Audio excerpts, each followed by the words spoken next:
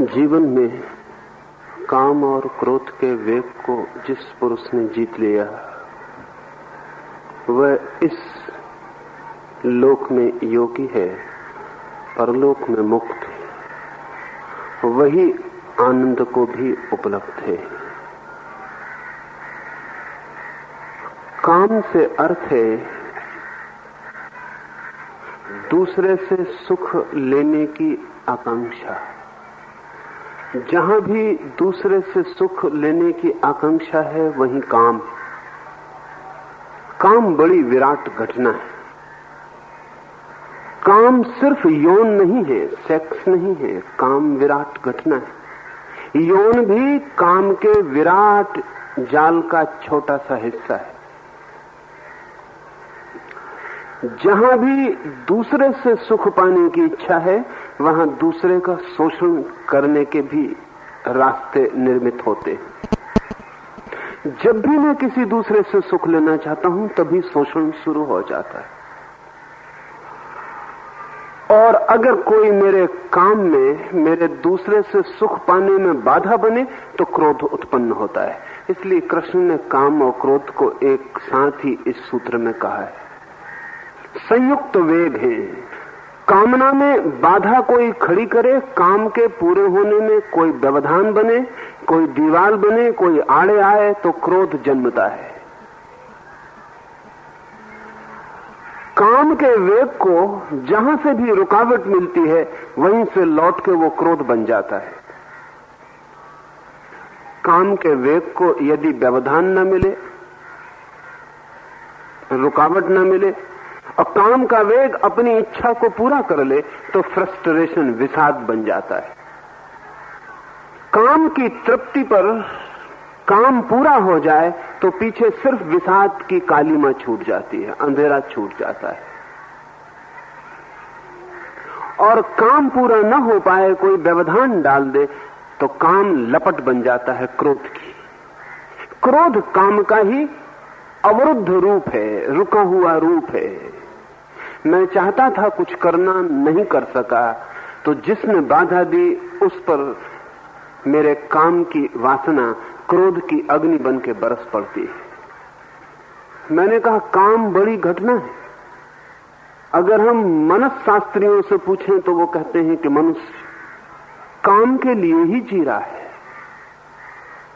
अगर हम फ्रायड से पूछें तो वो कहेगा काम ही मनुष्य की सब कुछ, उसकी आत्मा है।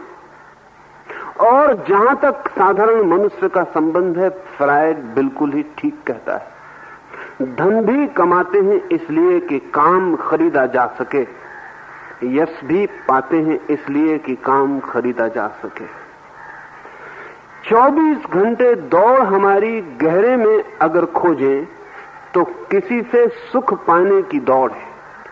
सुना है मैंने कि फेरेंग जी करके एक मनोचिकित्सक के पास एक आदमी आया है,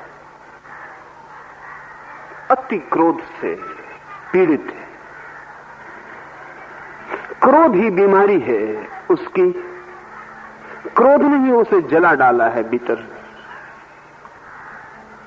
क्रोध ने उसे सुखा दिया, उसके सारे रस स्रोत विषाक्त हो गए। आंखों में क्रोध के रेसे हैं, चेहरे पर क्रोध की रेखाएं हैं, नींद खो गई है, हिंसा ही हिंसा मन में घूमती है। फ्रेंक जी उसे बिठाता है और उसके मनोविश्लेषण के लिए एक छोटा सा प्रयोग करता है।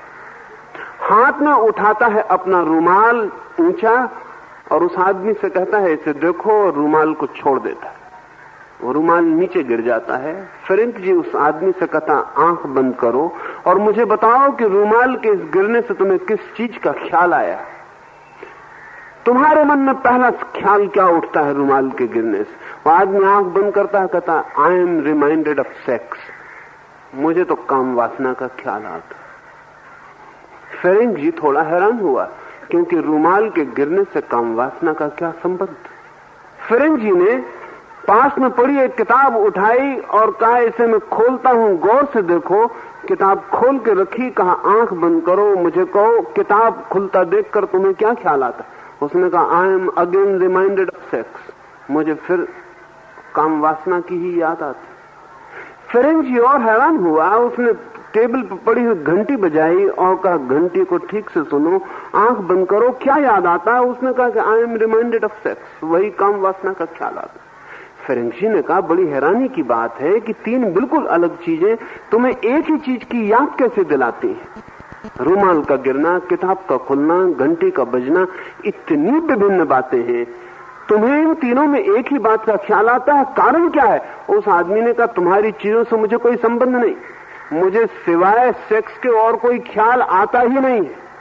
तुम्हारी चीजों से कोई संबंध नहीं है, तुम रुमाल गिराओ कि पत्थर गिराओ, तुम घंटी बजाओ कि घंटा बजाओ, तुम किताब खोलो कि बंद करो, इससे कोई फर्क नहीं पड़ता। मैं तो सिवाय काम के कुछ सोचता ही नहीं। ये आदमी पागल मालूम पड़ेगा, लेकिन दुनिया में 100 में से 99 आदमी इस भांति के, उन्हें पता हो या न पता हो। और जिन्हें पता है उनकी तो चिकित्सा हो सकती है, जिन्हें पता नहीं है वो बड़ी खतरनाक हालत में। हमें लगेगा कि ये तो बात ठीक नहीं, रुमाल के गिरने से हमें क्यों ख्याल आएगा? लेकिन अगर आप अपने मन का थोड़ा सा अंतर विश्लेषण करेंगे, सुबह से रात सोने तक थोड़ा भीतर झांक के देखेंगे, तो आप हैरान होंगे कि कहीं अंतस्तल पर एक परत काम वासना की पूरे समय चलती रहती।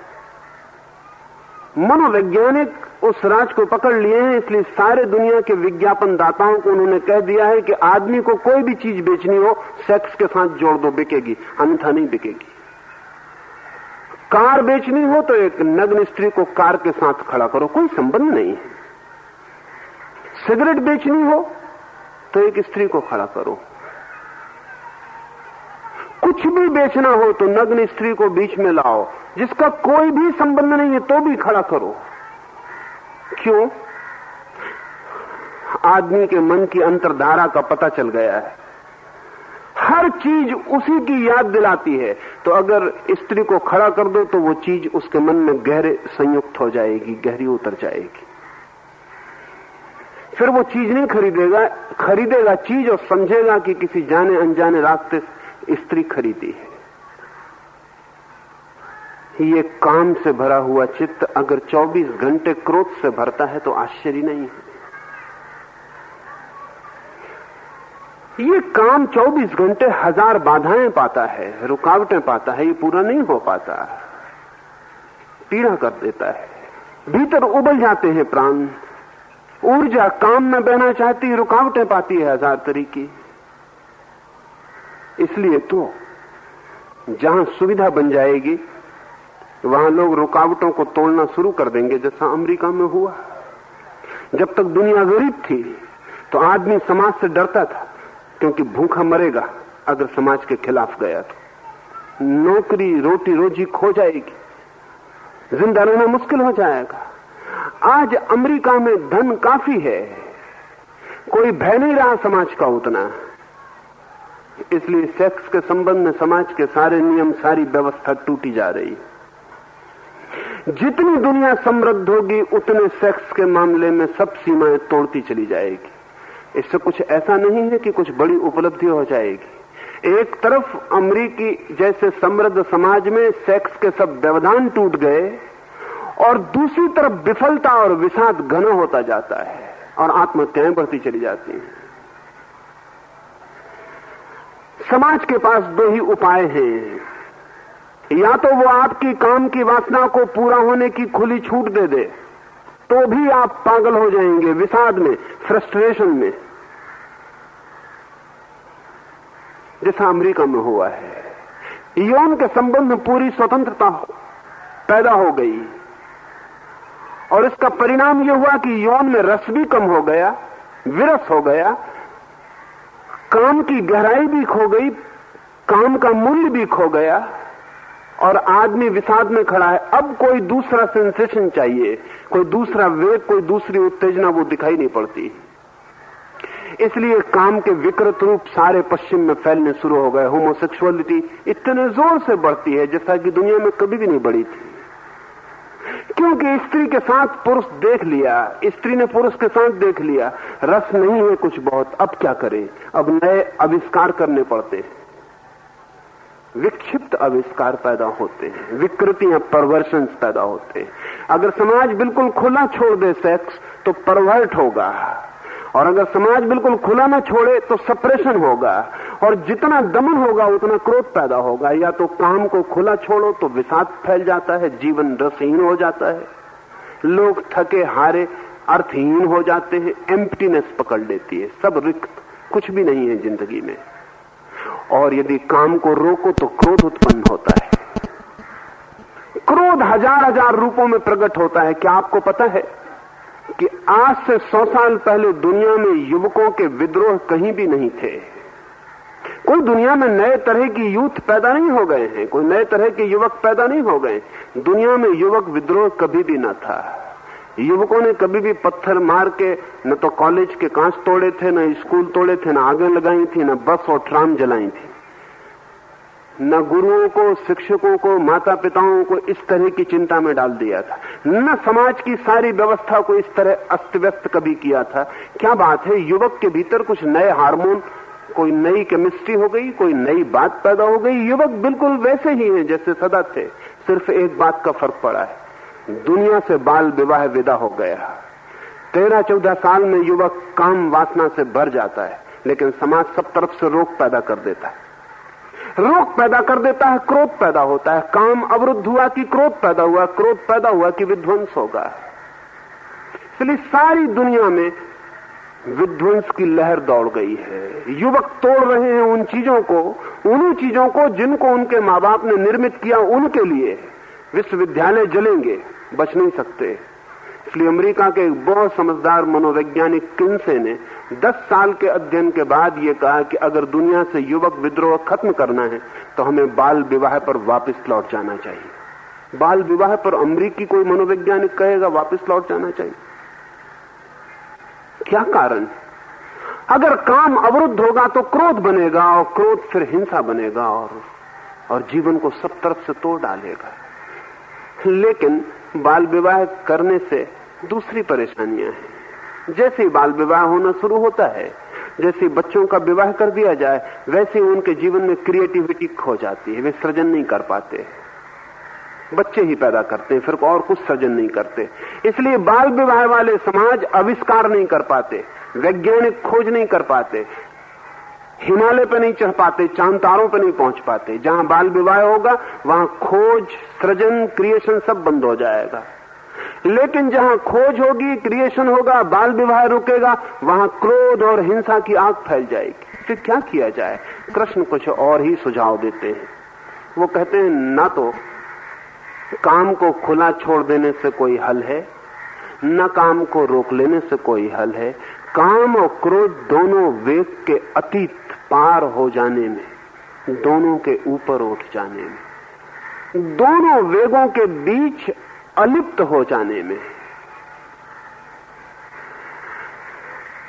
दोनों के साथ अनासक्त हो जाने में। जो व्यक्ति इस पृथ्वी पर इन दो वेगों के साथ अलिप्त होकर खड़ा हो जाता है, जिसे काम आंदोलित नहीं करता और जिसे क्रोध अग्नि की लपटों में नहीं डालता, ऐसा व्यक्ति यहां भी और परलोक में भी सुख को उपलब्ध होता है। लेकिन हम तो दुख ही दुख को उपलब्ध होते हैं। इससे साफ समझ लेना चाहिए कि हमारी स्थिति बिल्कुल प्रतिकूल होगी। हम ठीक उल्टे होंगे कृष्ण के आदमी से। दुख ही दुख, दुख के जोड़ के अतिरिक्त और कुछ भी नहीं। फ्रायड से मरते वक्त किसी ने पूछा कि तुमने जिंदगी भर इतने लोगों की मनस चिकित्सा की, क्या तुम सोचते हो कि आदमी को मनस चिकित्सा के द्वारा सुख तक पहुंचाया जा सकता है, ब्लिस उपलब्ध हो सकती है? फ्रायड ने जो बात कही बहुत हैरानी की। फ्रायड ने कहा कि नहीं, जैसा आदमी है इस आदमी को सुख तक कभी नहीं पहुंचाया जा सकता, ज्यादा से ज्यादा सामान्य दुख तक आदमी पहुंचे इतना इंतजाम किया जा सकता। जनरल अनहैप्पीनेस, फ्रायड ने कहा सुख तक तो किसी को नहीं पहुंचाया जा सकता, लोग बहुत दुख तक न जाएं, न्यूरोटिक अनहैप्पीनेस तक न जाएं, पागल ना हो जाएं दुख में, साधारण बने रहें, इतने दुख तक पहुंचाया जा सकता। जनरल अनहैप्पीनेस, बस ज्यादा से ज्यादा जो हम कर सकते हैं वो फ्रायड ने कहा है इतना कि हम इतना दुख तक आपको रोक सकते हैं जितना सबको है। अगर फ्रायड जैसा इस युग का मनीषी कहे कि अंतिम लक्ष्य इससे ज्यादा दिखाई नहीं पड़ता, तो हमें मनोविज्ञान के पूरे आधारों पर पुनर्विचार करना पड़ेगा। न्यूरोटिक अनहैप्पीनेस से हम उतार सकते हैं जनरल अनहैप्पीनेस तक, बस इससे ज्यादा नहीं। इतना दुखी ना होने देंगे कि आप पागलखाने चले जाओ, इतना दुखी ना होने देंगे कि आत्महत्या कर लो, इतना दुखी ना होने देंगे कि आप पागल हो जाओ, बस इतना दुखी होने देंगे कि दुकान चलाते रहो, घर बच्चों को बड़ा करते रहो, इतना दुखी होने देंगे जनरल अनहैप्पीनेस, जितने सभी लोग दुखी हैं, बस इससे आगे नहीं, इससे आगे कुछ नहीं किया जा सकता। अगर फ्रायड ऐसा कहता है तो थोड़ा सोचने जैसा है, क्योंकि भारत के सारे मनस्विद, चाहे कृष्ण, चाहे पतंजलि, चाहे कणाद, चाहे बुद्ध, चाहे महावीर, चाहे शंकर, चाहे नागार्जुन, वे सभी कहते हैं कि मनुष्य परम आनंद को उपलब्ध हो सकता है। और ऐसा वे प्रामाणिक रूप से कहते हैं क्योंकि वे खुद उस परमानंद में खड़े हुए हैं।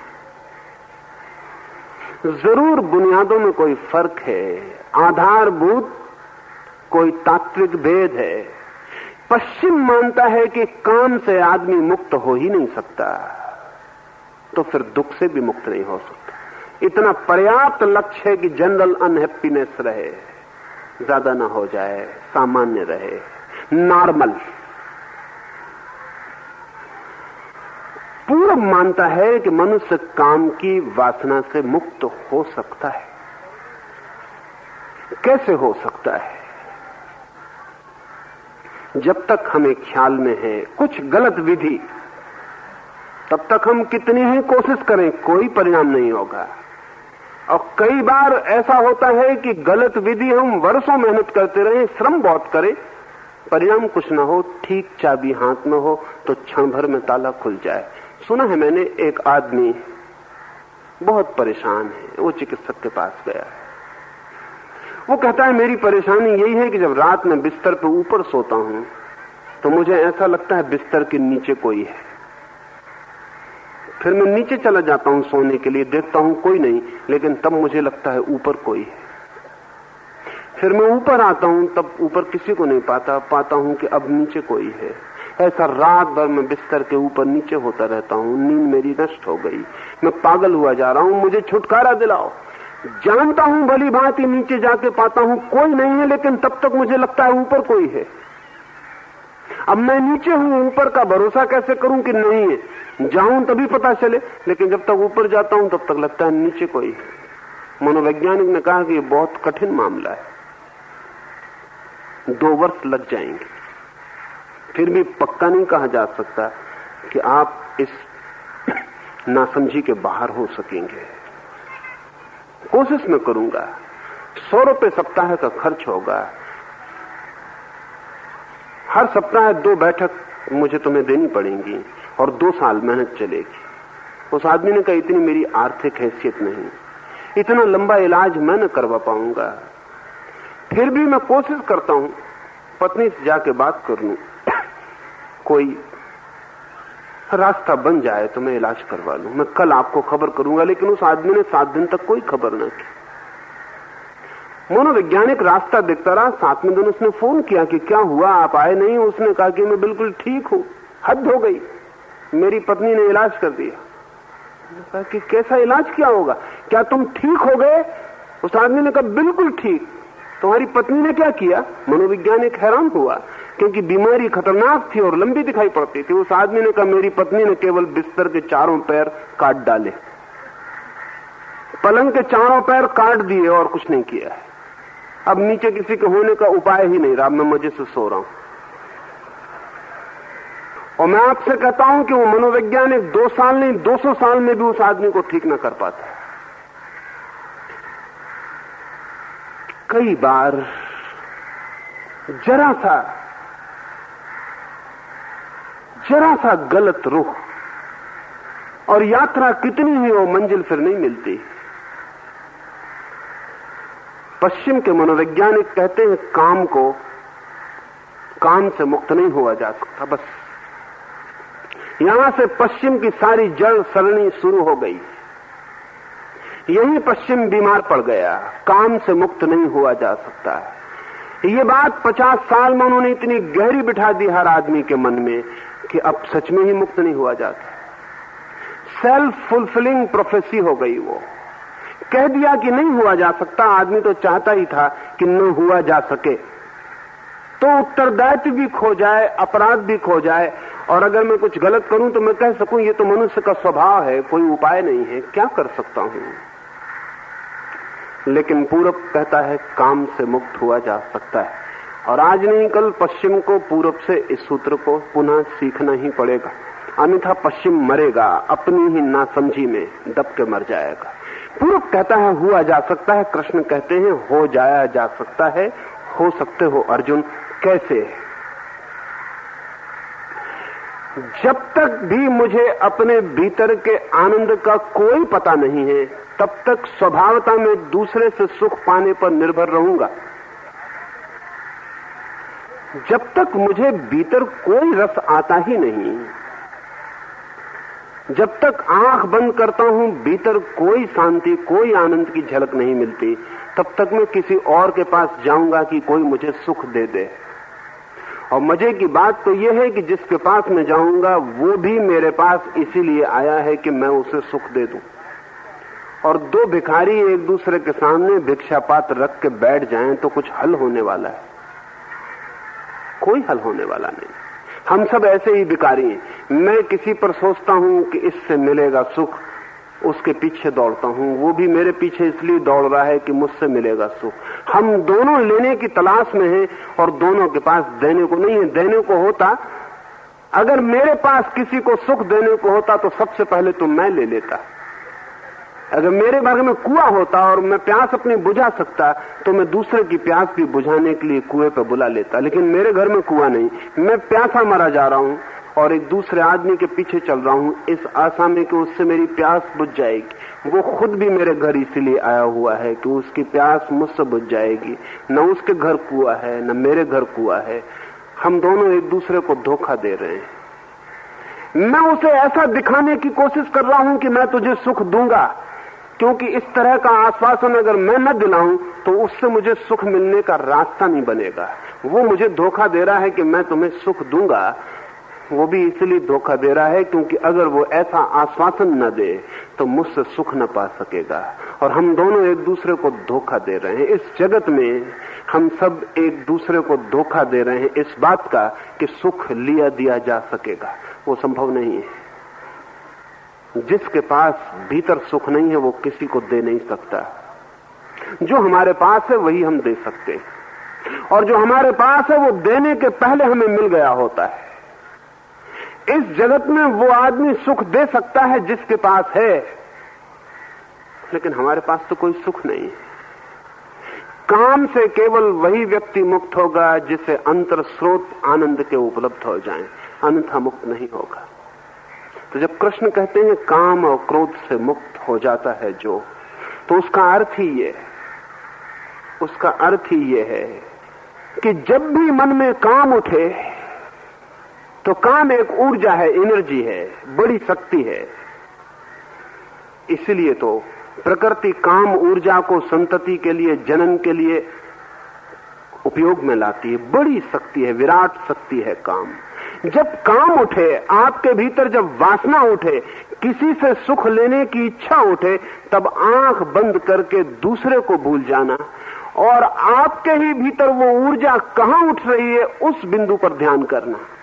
स्वभावता, साधारणता सेक्स सेंटर से ऊर्जा उठती है और बाहर फैल जाना चाहती है। यदि कोई व्यक्ति जिस क्षण सेक्स की कामना मन को घेर ले, आंख बंद करके अपने सारे ध्यान को सेक्स के सेंटर पर ले जाए, तो 2 क्षण में पाएगा कि काम की वासना तिरोहित हो गई। 2 क्षण में, इससे ज्यादा वक्त नहीं लगेगा। और जैसे ही काम की वासना तिरोहित होगी, जो ऊर्जा उठ गई, उसका क्या होगा? ऊर्जा सदा उपयोग में आती है, उठ जाए तो कुछ ना कुछ उपयोग होता है। जो शक्ति जग गई उसका क्या होगा? अब बाहर जाने का कोई मार्ग न रहा तो शक्ति भीतर जाना शुरू हो जाती। वो शक्ति के बहाव का नाम कुंडलनी है, उस शक्ति के भीतर बहने का नाम कुंडलनी। सेक्स के यौन के केंद्र से शक्ति उठती है और रीढ़ के मार्ग से ऊपर की तरफ बहनी शुरू हो जाती, जैसे कोई सर्प उठता हो। यौन के केंद्र पर शक्ति का संग्रह या तो वहां से बाहर चली जाएगी या वहां से भीतर चली जाएगी, वो द्वार है। अगर बाहर गई तो या तो विषाद बनेगी या क्रोध बनेगी। अगर भीतर गई तो ठीक उल्टी घटना बनेगी। अगर अवरुद्ध हो जाए तो क्षमा बनेगी, जैसे बाहर अवरुद्ध होने से क्रोध बनती है। अगर भीतर अवरुद्ध हो जाए तो क्षमा बनेगी, और जैसे बाहर पूरे होने से विषाद बनती है, अगर भीतर पूरी हो जाए तो आनंद बनेगी। ख्याल रख लें, बाहर ऊर्जा जाए, पूरे लक्ष्य तक पहुंच जाए तो विषाद फल बनेगा। भीतर उठे और सहस्त्रार तक पहुंच जाए, ऊपर तक, तो आनंद फलित होगा। अगर बाहर रुकावट बन जाए तो क्रोध बनेगी, अगर भीतर कहीं रुकावट बन जाए तो क्षमा बनेगी। लेकिन हम तो बाहर से ही परिचित हैं, हम बाहर से ही परिचित हैं, हमें भीतर का कोई ख्याल नहीं। कृष्ण क्यों इस बात को स्पष्ट नहीं कह रहे हैं, ये भी सोचने जैसा है। कृष्ण को अर्जुन को बताना चाहिए कि तू काम केंद्र पर, सेक्स सेंटर पर ध्यान को केंद्रित कर। ये अर्जुन से कृष्ण क्यों नहीं कह रहे, मैं इसे क्यों कह रहा हूं आपसे? उसका कारण, इस देश की एक व्यवस्था थी ब्रह्मचर्य आश्रम की। सारे बच्चे जो भी गुरु के पास ब्रह्मचर्य के काल में आश्रम में रहते थे, उन सबको अनिवार्य रूप से सेक्स सेंटर पर ध्यान करना सिखा दिया जाता था। ब्रह्मचर्य की साधना ही थी वो। ये सामान्य ज्ञान की बात थी, इसलिए कृष्ण को इसे विशेष रूप से कहने की कोई जरूरत नहीं है। इतना ही वो कह सकते हैं कि अर्जुन, काम और क्रोध से जो मुक्त हो जाता है वो इस पृथ्वी पर सुख को और उस लोक में भी आनंद को उपलब्ध होता है। आपसे मुझे विस्तार से कहने की जरूरत है, क्योंकि वो जो ब्रह्मचर्य के आश्रम का काल था वो हमारी जिंदगी से बिल्कुल काट के फेंक दिया गया है। हम ग्रस्त ही शुरू होते हैं, जो कि बहुत ही बेहूदी बात है। बच्चा भी ग्रस्त की तरह शुरू होता है, जो कि बड़ी गलत शुरुआत है। जीवन के सुनिश्चित आधार रखे ही नहीं जाते। अर्जुन को भली भांति पता है कि काम की ऊर्जा कैसे अंतर प्रवाहित होती है, इसलिए उसको उल्लेख नहीं किया है। वो सभी को पता था, उसको उल्लेख करने की कोई जरूरत न थी। वो सामान्य ज्ञान था। वो ऐसा ही सामान्य ज्ञान था जैसे मैं आपसे कहूं कि जाओ कार ले जाओ, तो ये सामान्य ज्ञान है कि पेट्रोल डला लेना, इसको कहने की कोई जरूरत न पड़े। पेट्रोल न हो तो कार नहीं जाएगी, ये सामान्य ज्ञान की बात है। ठीक ऐसे ही जीवन की ऊर्जा भीतर कैसे यात्रा करती है, उसके मेडिटेशन की विधि सबको ज्ञात थी। वो हर बच्चे को जन्म के बाद पहली चीज थी। जैसे बच्चा होश में भरता, जो पहली चीज हम सिखाते थे वो ब्रह्मचर्य था। जो पहला पाठ हम देते थे उसके जीवन में वो ब्रह्मचर्य था, क्योंकि वही सबसे बड़ा पाठ है जो जीवन की ऊर्जा को काम से हटाकर राम की तरफ ले जाता है। काम है दूसरे पर निर्भरता, राम है स्वनिर्भरता। काम है बहिर्गमन, राम है अंतर्गमन। काम और राम के बीच हमारे सारे जीवन का आंदोलन। जो बाहर ही दौड़ रहा है उसे काम ही काम सुनाई पड़ता है, जो भीतर दौड़ रहा है उसे राम ही राम सुनाई पड़ता है। जैसे मैंने आपसे कहा उस आदमी की बात, रुमाल गिराया तो उसे कहा I am reminded of sex. अगर किसी भक्त को, किसी साधक को रुमाल गिराओ और पूछो कि किस चीज की स्मरण आई, वो कहेगा राम की। घंटी बजाओ, पूछो किस चीज की स्मरण आई, वो कहेगा राम की। किताब खोलो, पूछो किस चीज का स्मरण आया, वो कहेगा राम का। स्वामी रामतीर्थ हिंदुस्तान जब वापस लौटे सरदार पूर्ण सिंह नाम के एक बहुत विचारशील व्यक्ति उनके पास रात को रुकते थे। एक दिन बड़े हैरान हुए। कमरे में कोई नहीं, राम सोते हैं, पूर्ण सिंह जाग गए। कमरे में राम की ध्वनि आ रही और राम तो सोए हुए। कमरे के बाहर जाके पूर्ण सिंह चक्कर लगाए, कोई नहीं है, कहीं से कोई आवाज नहीं। जितना कमरे से दूर गए आवाज कम होती चली गई। कमरे में वापस लौट गए। रात के 2 बजे जैसे कमरे के पास आए आवाज बढ़ने लगी। तब अचानक उन्हें ख्याल आया कि आवाज कहीं राम के पास से आ रही, रामतीर्थ के पास से आ रही। वो जितने पास आए हैरान हो गए। रामतीर्थ सो रहे हैं, नींद लगी है। रामतीर्थ के हाथ पे कान रख के देखा तो आवाज आ रही राम राम। पैर पे कान रख के देखा तो आवाज आ रही राम राम। बहुत घबरा गए कि ये क्या हो रहा है। शरीर आवाज दे रहा है, रोआ रोआ आवाज दे रहा है। संभव है, बिल्कुल संभव है। शरीर बहुत संवेदनशील यंत्र है। जब आप काम वासना से भरे होते हैं तब भी रोआ रोआ खबर देता है काम काम। काम वासना से भरे हुए आदमी का हाथ छुए, हाथ खबर देता है काम। काम वासना से भरे आदमी की आंख में आंख डालें, खबर आती है काम। काम वासना से भरे आदमी को कहीं से भी टटोलें, खबर आती है काम। राम से भी इतना ही भरा जा सकता है। और जब ऊर्जा अंतर यात्रा बनकर सहस्रार पर पहुंचकर अंतर गूंज पैदा करती है, अंतर्नाद पैदा करती है, तो उस व्यक्ति ने जिस शब्द का भी उपयोग करके ये यात्रा की हो, कृष्ण का या राम का या क्राइस्ट का या अल्लाह का, वो शब्द उसके रोए रोए से प्रस्फुटित होने लगता, गूंजने लगता है। और जिनके पास सुनने के कान हैं वे सुन सकते हैं। बड़े सूक्ष्म कान चाहिए। अब अभी कहा गया आपको, एलिजाबेथ जिसने कल रात 11 बजे जाके संन्यास लिया, वो कल यहां धुन में खड़ी थी।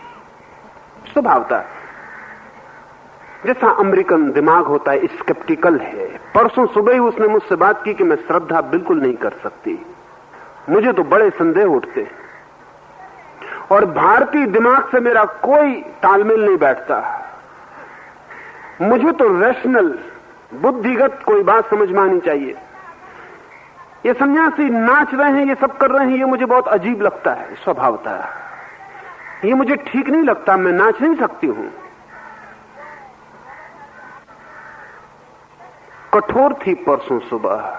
मैंने उससे कहा कि ठीक है, कोई चिंता मत कर, तू खड़े होकर देख, नाच मत, खड़े होकर सिर्फ देख। और दूसरे के लिए जजमेंट मत ले कि दूसरे क्या कर रहे हैं, क्योंकि दूसरे के भीतर हम प्रवेश नहीं कर सकते। उसके भीतर क्या हो रहा है हमें कुछ पता नहीं।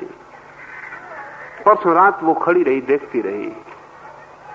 कल रात भी खड़ी होकर देखती रही। फिर अचानक कब उसकी ताली बजने लगी उसे पता नहीं। फिर वो कब डोलने लगी उसे पता नहीं।